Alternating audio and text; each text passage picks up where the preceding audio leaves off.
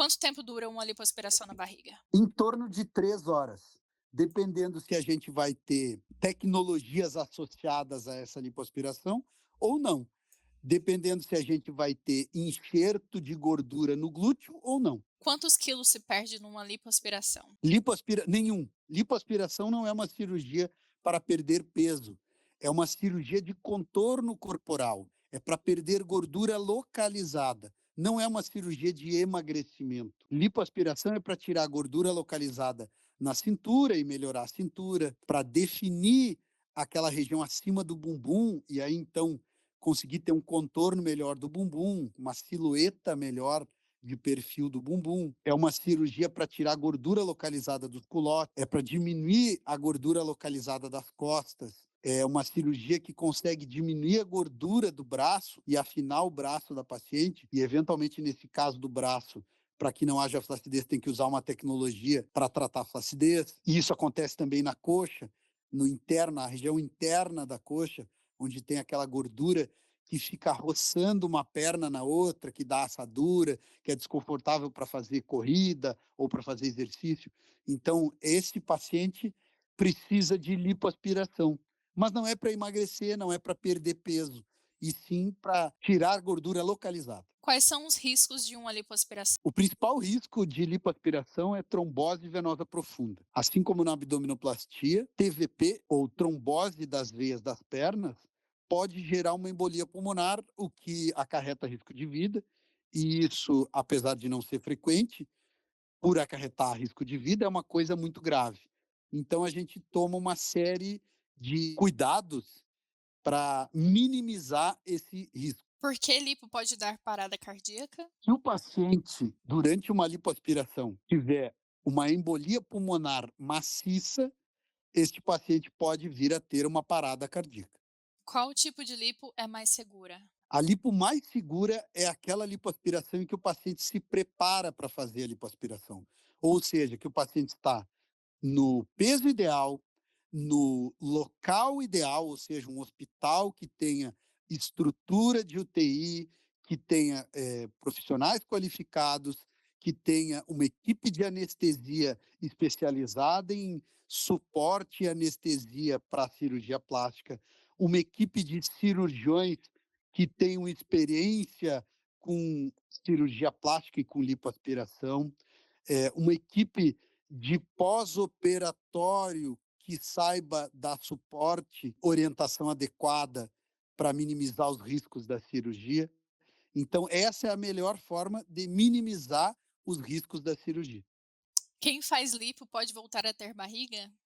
Pode, porque se o paciente tiver uma dieta muito ruim, ele volta a ter gordura intraabdominal.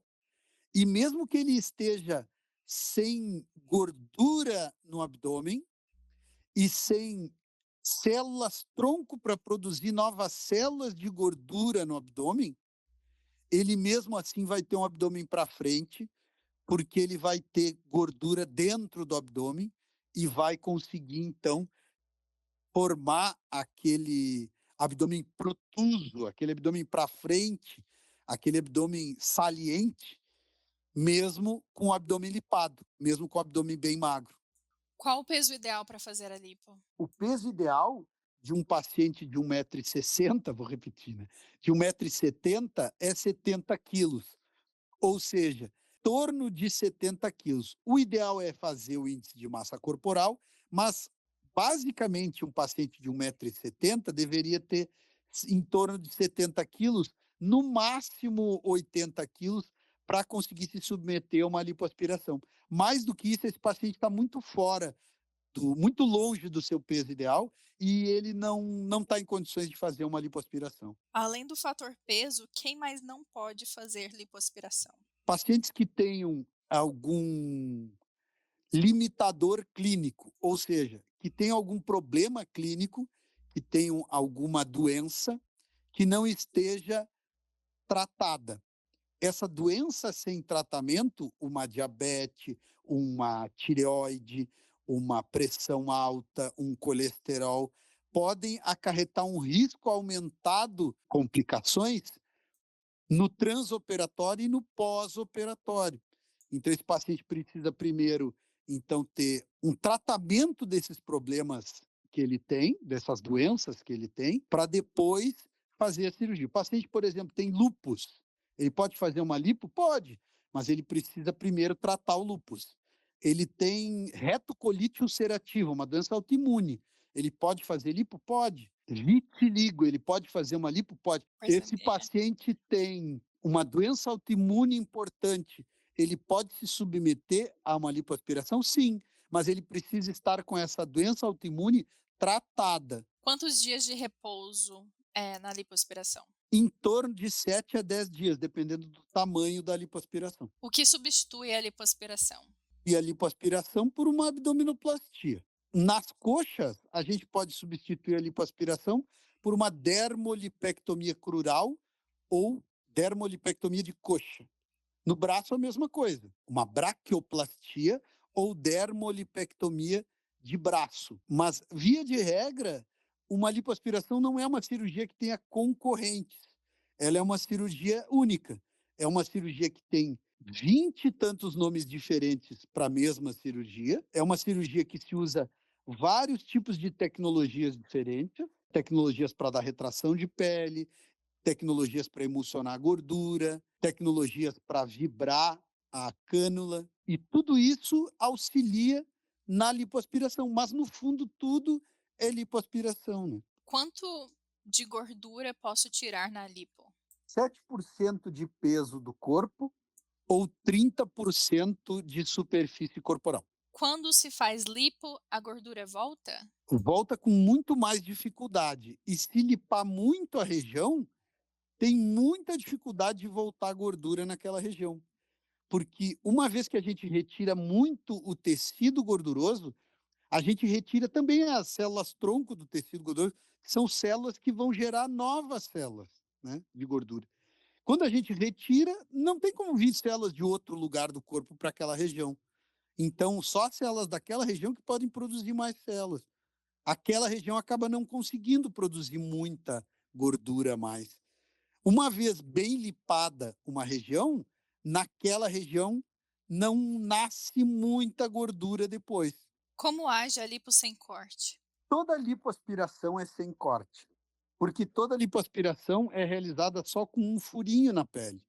Então, o grande diferencial da lipoaspiração é que é uma cirurgia praticamente sem cortes, porque tem só um furinho.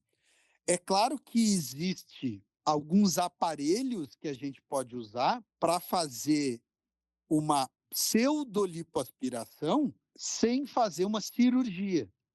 Mas isso é um tipo de um ultrassom que vai tentar emulsionificar, tentar quebrar as células de gordura. Tem vários tipos de aparelho. Tem através de ultrassom, tem através do calor, tem através do frio. A célula de gordura é muito sensível.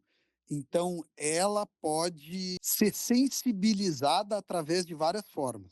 Quantas sessões de drenagem devo fazer após a lipo? No mínimo 10 sessões de drenagem. Alguns pacientes precisam 20, outros pacientes precisam mais, mas as drenagens linfáticas são fundamentais depois da lipoaspiração. Como fica o corpo após a lipoaspiração? Muito inchado. Todos os pacientes precisam, no pós-operatório imediato da lipoaspiração, de uma hiperidratação, ou seja, ele precisa tomar muito líquido no hospital pela veia, em casa pela boca, e urinar muito. Se o paciente não está indo muito no banheiro, ele não está hiperidratado. Quanto tempo leva para colar a pele depois da lipo? Em torno de 3 semanas. Ou seja, essas primeiras 2 semanas depois da lipoaspiração são fundamentais para a recuperação do paciente. É necessário emagrecer para fazer a lipoaspiração? Sem sombra de dúvida, a lipoaspiração não é uma cirurgia de emagrecimento. Qual lipo não deixa cicatriz? Lipoaspiração deixa pequenas cicatrizes de furinhos em locais escondidos para que a gente consiga introduzir a cânula de lipoaspiração e remover a gordura localizada daquele setor. O que acontece com o corpo depois de uma lipoaspiração? Num primeiro momento, o subcutâneo, ou seja, a região abaixo da pele, fica vazia e o corpo preenche aquele local vazio com água. Não existe no nosso corpo nenhuma possibilidade de ficar em nenhum lugar com ar. Então, todo espaço vazio do corpo, o corpo preenche com água. E esse excesso de água no subcutâneo é ruim. Por isso a gente faz as drenagens linfáticas, por isso a gente usa a malha, na tentativa de minimizar, de diminuir a chance ou a quantidade do líquido que fica acumulado embaixo da pele. Quando a lipo não é indicada? Em pacientes que estão muito acima